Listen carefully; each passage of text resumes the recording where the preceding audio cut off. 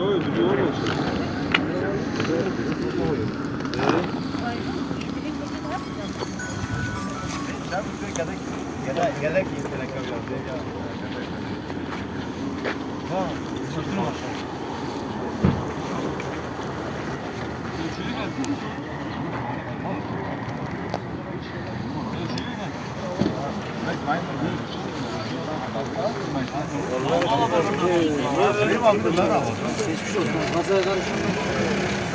sana git ya.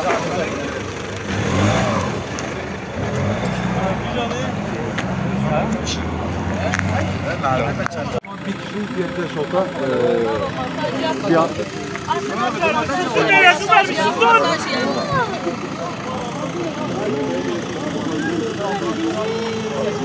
Anladın abi? Ha, hadi. Ya abim neydi ya valla? Ya abim.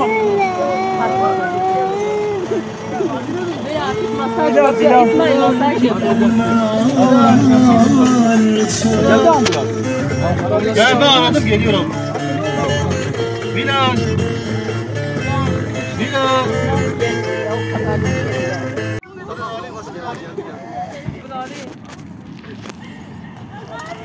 Yetiş abi yetiş. Kimler yetiş?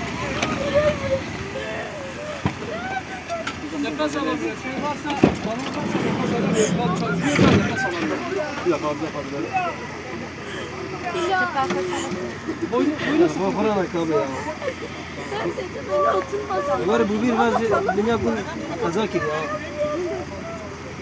Valla rasmi lo. Ya İsmail dedi Hicaz zaten. Ya kazak nasıl gidiyor abi ya.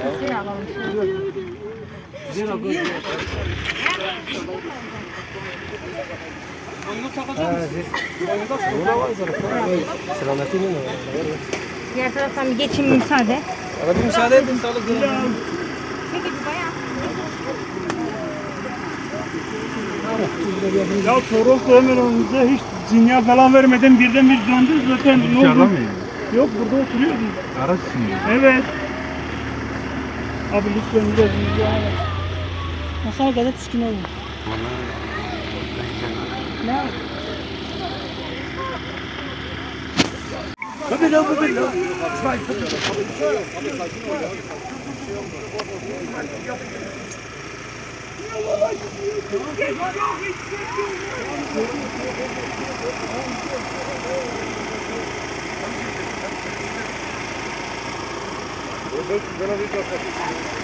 Bir şey açayım mı?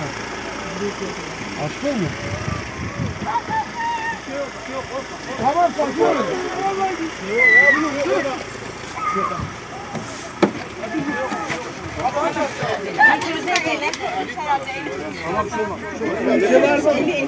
Bunu da şunu da alın şunu da. Tamam oynayabilmez. Yok oynayamaz. Gel araba. Gidin Uğur abinin arabasına. Sen de gel Yunus. Sen de. Sana buraya gitme sen gel.